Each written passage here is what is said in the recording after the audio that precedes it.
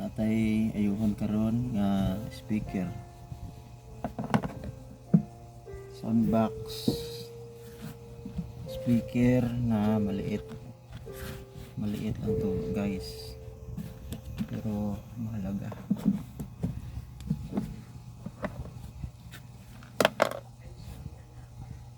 Sabi ng may-ari guys, hindi daw mag power on.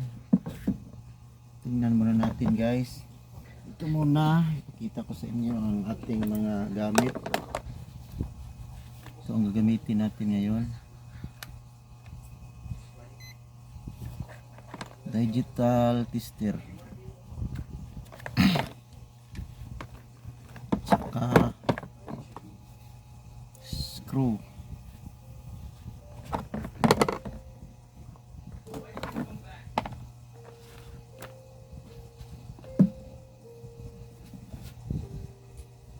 Buksan muna natin guys para malaman natin kung ano ang kaniyang sira.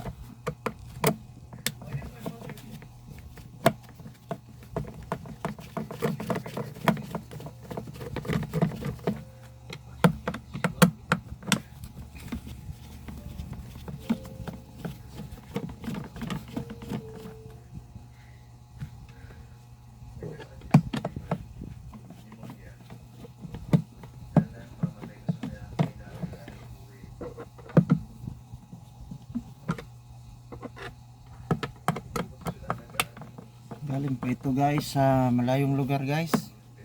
Pina-LBC lang ito sa atin. Galing ito sa Hong Kong.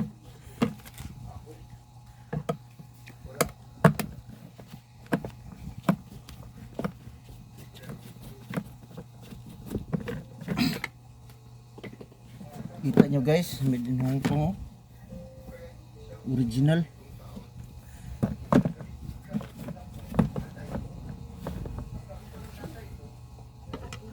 Buksan muna natin para malaman natin kung ano ang kanyang sira.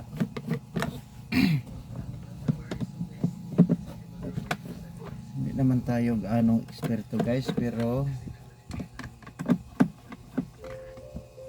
sa gustong matuto kahit konti, kahit pang sarili lang, ito guys, panoorin nyo to guys, baka naman may matutunan kayo dito guys. At kahit paano makatulong ako sa inyo kung paano mag troubleshoot ng speaker, soundbox na maliit. Battery muna guys, tester muna natin kung okay pa ba siya.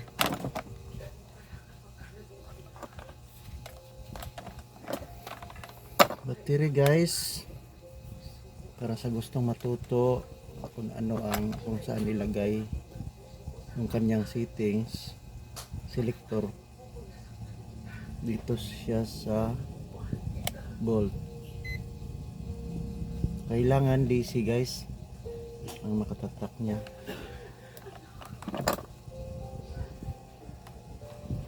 DC guys, o DC direct current. Surprise for you.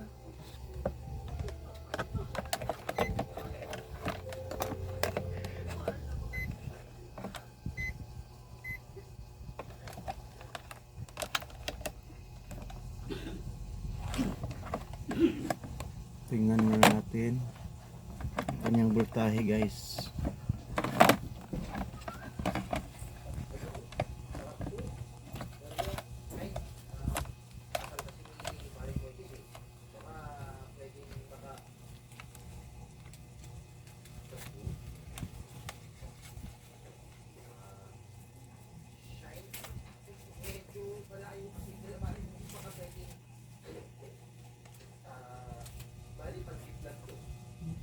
Nababa guys, point lang, 0.9. Hindi siya umabot guys kahit 1 volt lang. Itong battery na to guys, is 3.7. 3.7 siya guys. Kahit lobat, dapat meron siya kahit 2 volts or 3. Kailangan natin palitan guys.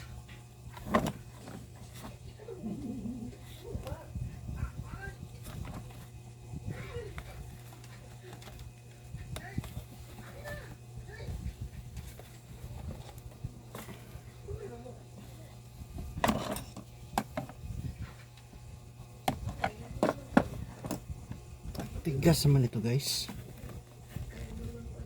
Ang taray niya guys. Ang tigas.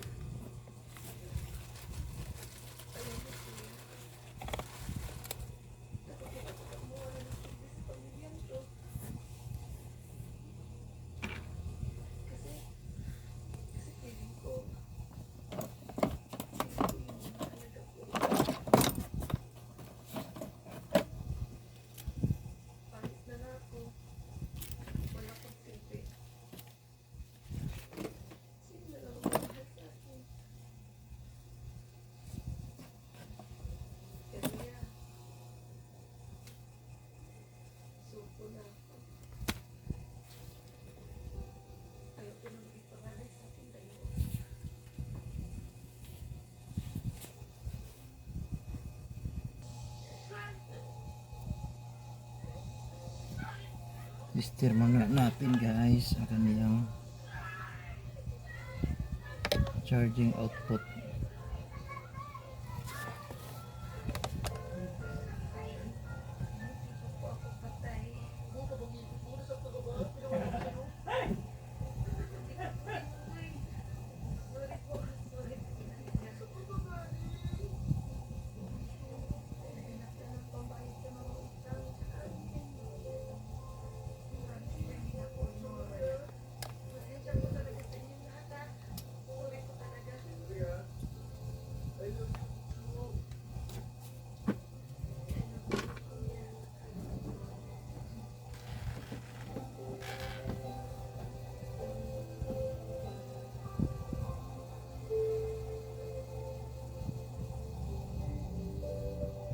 Ang baba guys.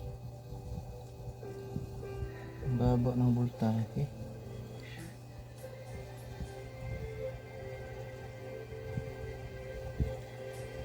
Kaya pala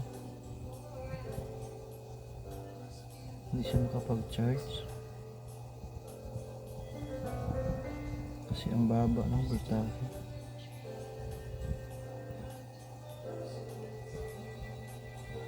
Ang baba ng voltahe ng kanyang output guys sa charging.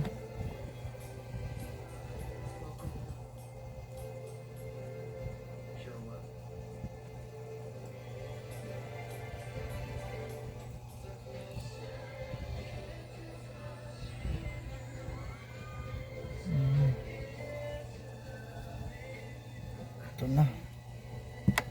Tester muna natin yung kanyang kapasitor guys. Umabot po sa saktong capacity niya.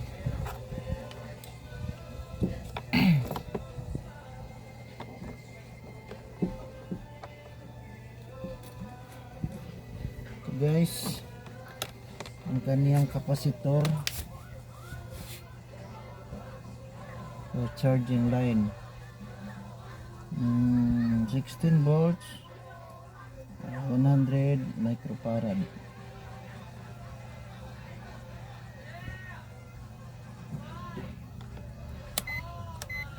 Set natin sa capacitance.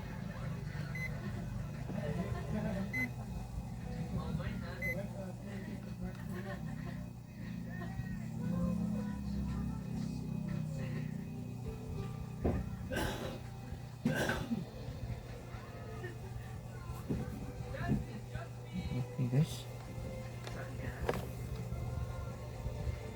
jumper na natin guys.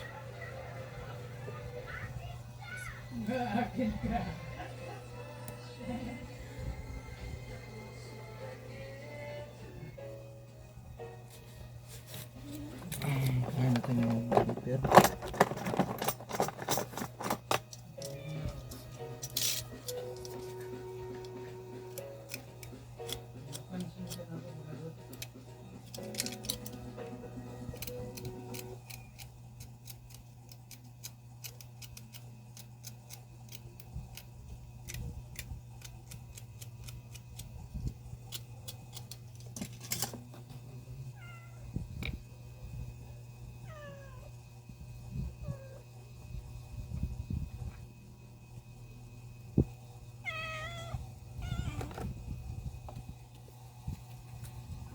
So, gagamitin natin guys. Gumamit tayo ng soldering iron at saka soldering wire.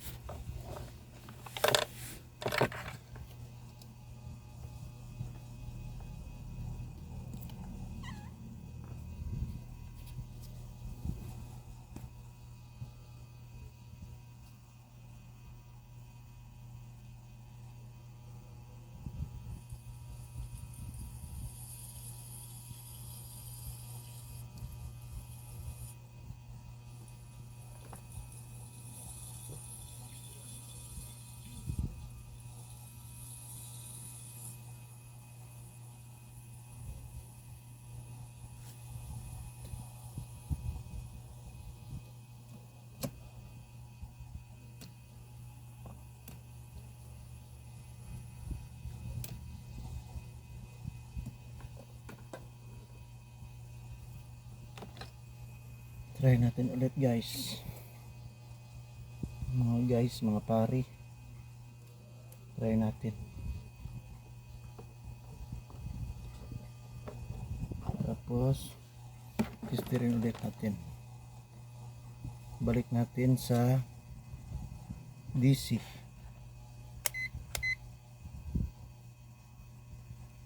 Guys, DC guys.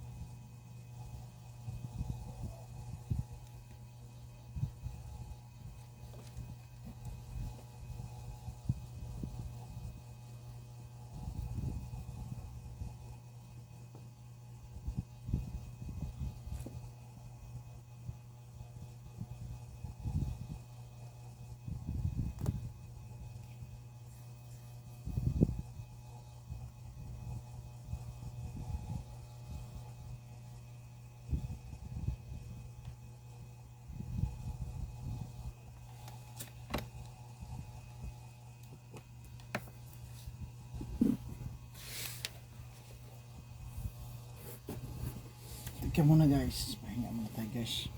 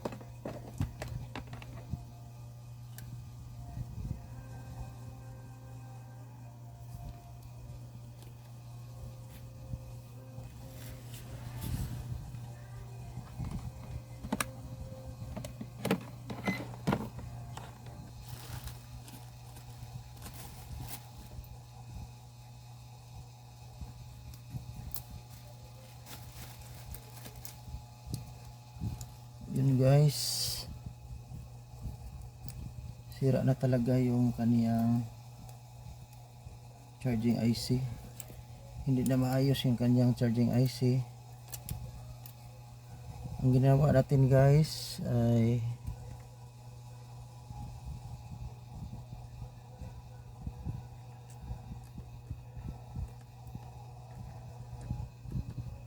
gumawa lang tayo ng kaniyang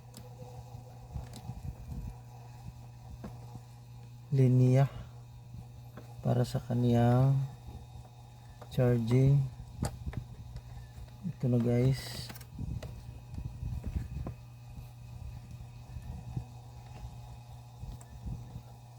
ang kaniyang ating ginawa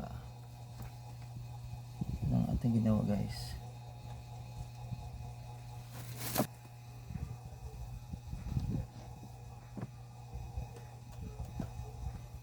Ito na guys, subukan natin guys.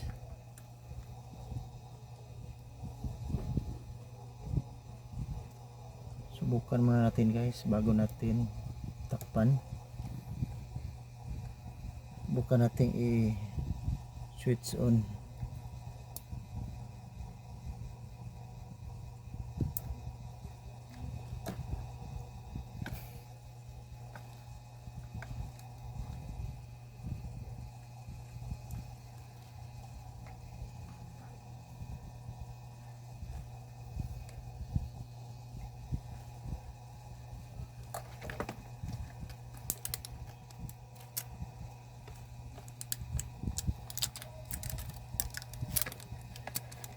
Choose. Ito natin ginawa The guys. Bluetooth device is ready to pair. Subukan natin guys. Wait tayo guys. Line in. FM tuner.